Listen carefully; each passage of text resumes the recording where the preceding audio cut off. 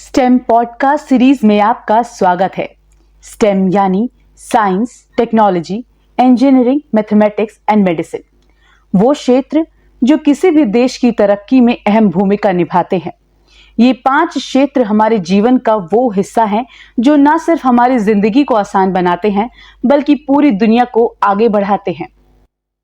प्रकृति, धरती, ब्रह्मांड, इंसान, जानवर, पेड़ पौधे और जीवन को समझने का तरीका, विज्ञान के ज्ञान का इस्तेमाल करके नई चीजों को बनाना और डिजाइन करने का तरीका, नई खोजें, नई तकनीक, नई दवाइयां जो देश और दुनिया को आगे बढ़ाते हैं।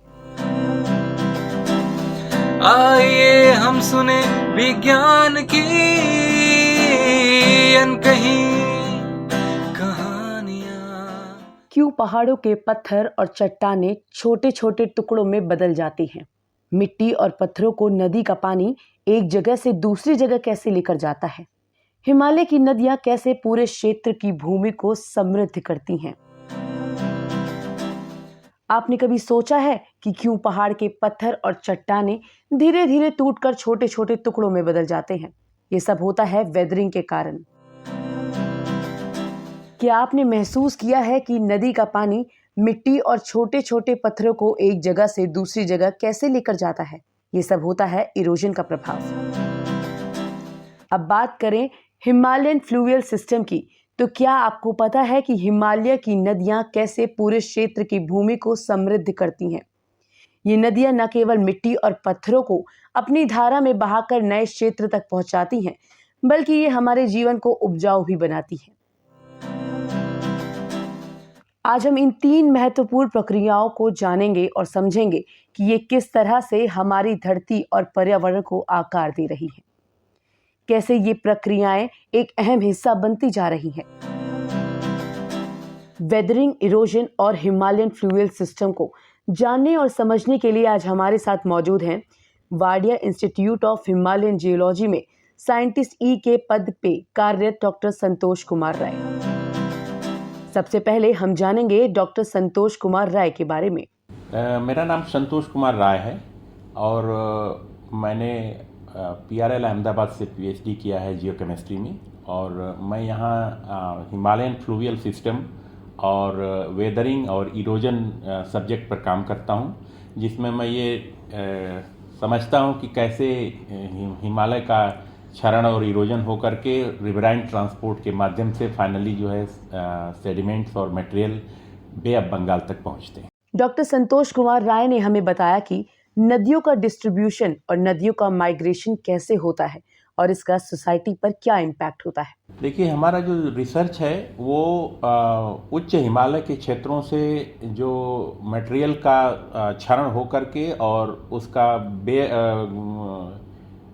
फ्लड प्लेन्स में डिपोजिशन और फाइनली बे ऑफ बंगाल तक कैसे ये सेडिमेंट और अवसाद पहुंचते हैं और किस दर से हिमालय का क्षरण होता है और इनके क्षरण से क्या क्या चेंजेज आते हैं जो कि गंगा प्लेन में और बे ऑफ बंगाल के कोस्टल रीजन में उसका असर पड़ता है, उसको हम लोग समझने का प्रयास करते हैं। जैसे कि अगर मान लीजिए कि कोस्टल इरोजन की समस्या को देखें, जैसे कि कोस्टल इंडिया और बांग्लादेश की स्थिति को देखें, तो उच्च हिमालय के क्षेत्र से आने वाले अगर अवसादों का संचरण बीच में कहीं रुक जाए या अंत तक न पहुंचे तो कोस्टल इरोजन के कारण टेरिटरी का लॉस हो सकता है। होता कि ये है कि उच्च हिमालय से आने वाले अवसादों का पहुंचना और वहां से क्षरण होने में एक साम्य अवस्था बनी रहती है, जिससे कि उसका क्षरण और सप्लाई दोनों साम्यावस्था में रहता है, तो जिससे कि वो बरकरार रहता है। अदरवाइज एक दिन कोस्टल इरोजन के कारण loss of territory of Bangladesh.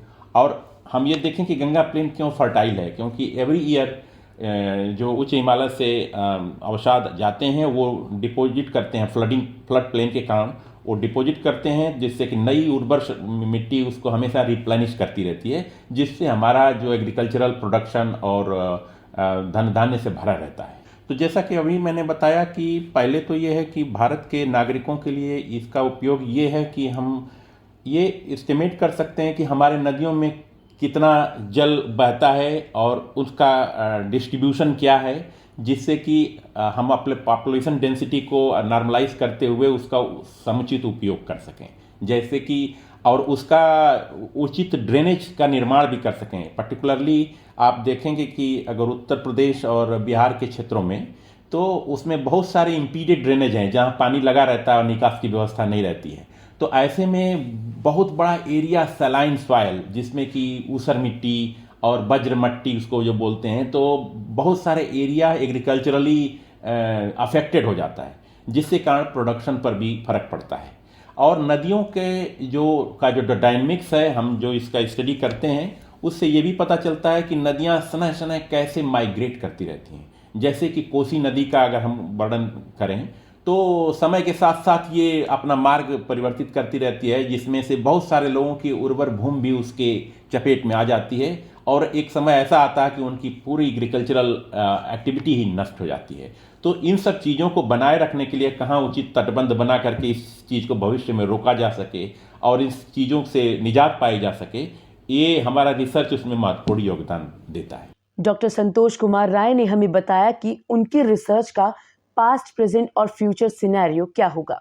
तो जैसे कि मान लीजिए कि हमारा जो मुख्य रिसर्च है वो सेडिमेंट डायनेमिक्स इन गंगा ब्रह्मपुत्रा फ्लूवियल सिस्टम पर आधारित है, जिसमें हम लोग ये जानने का प्रयत्न करते हैं कि हिमालयी क्षेत्रों से किस दर से रॉक्स और सॉइल्स का क्षरण होकर के और कहाँ कितना डिपोजिशन होता है, जिससे कि फर्टाइल लैंड्स और उनका डिस्ट्रीब्यूशन कैसे हम बेटर बना सकते हैं। और दूसरी चीज़ ये भी है कि जो बहुत सारा जो फ्लडिंग और फ्लैश फ्लडिंग भी आ जाती है कभी कभार, जिसके बारे में हमको जानकारी नहीं रहती है, तो उससे बचने के लिए, जैसे फॉर एग्जांपल ब्रह्मपुत्रा में 2002 में हम लोगों ने एक स्टडी के दौरान ये देखा था कि उसको जो पासीघाट और आसाम में जो फ्लड आए थे, उसका सोर्स जो था वो तिब्बत यानी कि चाइना में था, जिसके बारे में हमको जानकारी नहीं थी, जिसके कारण हमारे लोगों को डिवास्टेटिंग इफेक्ट झेलने पड़े,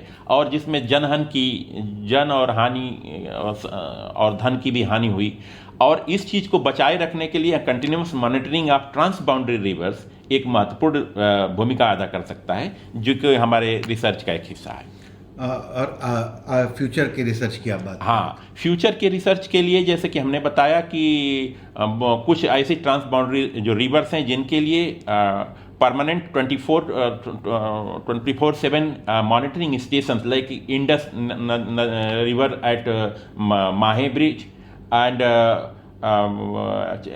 जो चाइना और इंडिया के बीच में बहती हैं, नेपाल और इंडिया के बीच में रहती हैं, तो अचानक में बहुत मात्रा में जो पानी जब आ जाता है, तो हम लोग जो है लोअर रिपेरियन स्टेट होने के कारण वो उस बढ़े हुए पानी के मात्रा को इजीली हैंडल कर सकें, इसके लिए हम लोग उचित स्ट्रक्चर्स बना सकें। फॉर एग्जांपल जैसे कि अभी आपने सुन रखा होगा कि चाइना एक अपर पार्ट में बहुत बड़ा डैम बना रहा है, जिससे कि वो निकट भविष्य में उस पानी को एज ए वेपनाइज भी कर सकता है। लार्ज अमाउंट में पानी अगर हाई उच्च क्षेत्रों में अगर है, तो अंडर ग्रेविटी ये हमारे पर बहुत ही डिवास्टेटिंग इफेक्ट पैदा कर सकता है। तो इसलिए फ्यूचर जो जियो स्ट्रेटेजी का एक एंगल आ रहा है, जिसमें DST हम लोग सारे लोग ही उसमें लगे हुए हैं कि कैसे बिना कुछ बताए पानी को वेपनाइज कर सकता है हमारा जो एडवर्सरीज हैं लोग। तो उस चीज़ को करने के लिए कि हम लोग डाउन स्ट्रीम में कैसे बफर स्ट्रक्चर्स बनाएं, कि जैसे अगर उन्होंने पानी छोड़ा तो हम उसको कैसे उसको हैंडल कर लें और धीरे धीरे उसको वेंट आउट कर लें, जिससे कि जनहानि भी ना हो और हम उसका इस्तेमाल करके बिजली भी बना लें और एग्रीकल्चरल प्रैक्टिस को भी सपोर्ट कर सकें। डॉक्टर राय ने हमें बताया कि उनकी रिसर्च से दुनिया में इंडिया का लेवल कहां तक पहुंचा है। देखिए, इसमें भारत का एक ऑफकोर्स महत्वपूर्ण योगदान है, क्योंकि हम लोग हिमालय पर रिसर्च करते हैं। जैसे हमारा मैंडेट भी है कि हिमालयन फ्लूवियल सिस्टम और जो उच्च हाई अल्टीट्यूड लेक्स हैं, इनका भी अध्ययन करते हैं हम। जैसे चमोली का और फिर सिक्किम में बहुत सारे जो ऐसे घटनाएं हुई, केदारनाथ में हुआ, जिसमें बहुत सारे लोग अफेक्टेड हुए। तो ये एक हम लोग डिजास्टर मिटिगेशन के पॉइंट ऑफ व्यू से भी अध्ययन करते हैं, जिससे कि हम जानते हैं कि हमारे जो जितने रिलीजियस और प्लेसेस और श्राइन्स हैं, they are all situated in higher Himalaya, और इसमें बहुत एक खास टाइम में बहुत सारे पॉपुलेशन का सेग्रीगेशन होता है।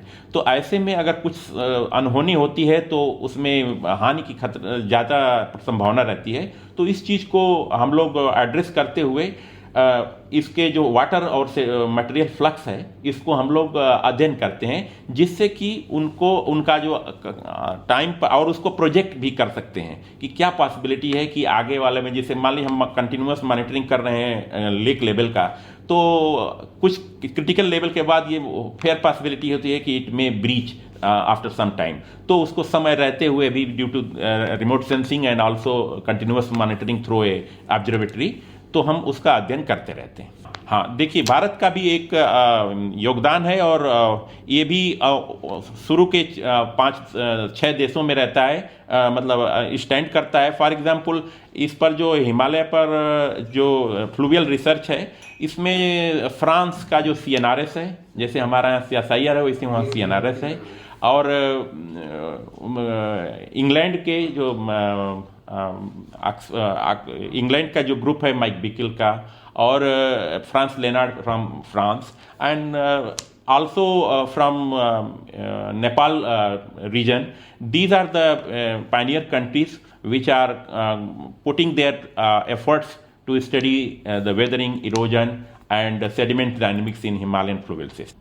इंडस्ट्रीज में कुछ लोग कोलैबोरेशन करने के लिए आते हैं, जैसे कि जो सैंड माइनिंग, और आजकल आपने उत्तराखंड में देखा होगा कि वो एक इशू बना हुआ है कि किस हद तक हम लोगों को सैंड माइनिंग की इजाज़त देनी चाहिए, क्योंकि जब कोई डाउन स्ट्रीम में माइनिंग होती है तो ऊपर से और तेज़ी से वो पानी आता है और कैस्केडिंग इफेक्ट होता है डाउन स्ट्रीम में, और भी आगे चला जाता है, जिससे कि आगे अप स्ट्रीम में इरोजन बढ़ सकता है।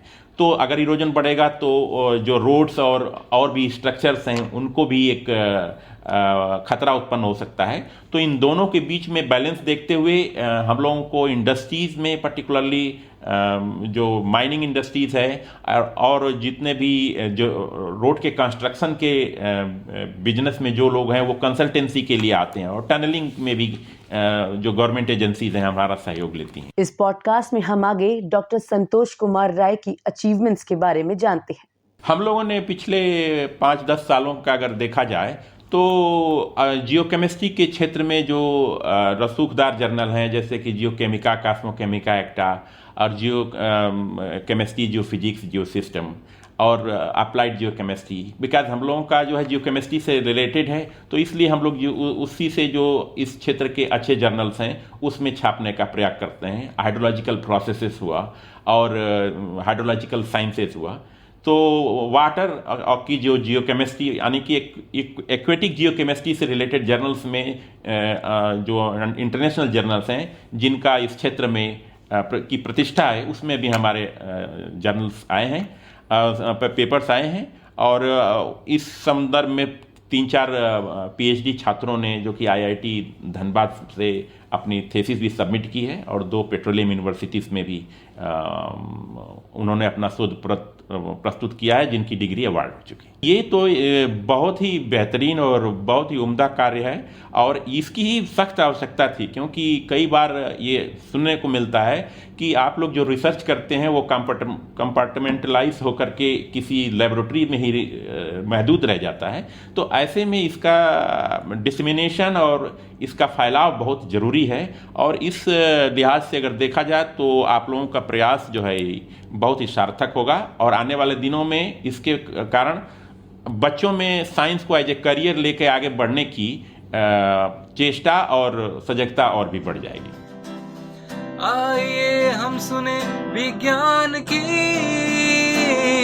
अनकही कहानियां। स्टेम पॉडकास्ट की इस श्रृंखला को उत्प्रेरित और समर्थन दिया है भारत सरकार के राष्ट्रीय विज्ञान एवं प्रौद्योगिकी संचार परिषद ने। प्रोग्राम को produce media for community foundation ने किया है तथा तकनीकी सहयोग जयंतिका त्रिपाठी द्वारा दिया गया है। तो दोस्तों, उम्मीद है कुछ नया जानने को मिला होगा। अपना ख्याल रखिए, तब तक के लिए खुश रहिए। अलविदा।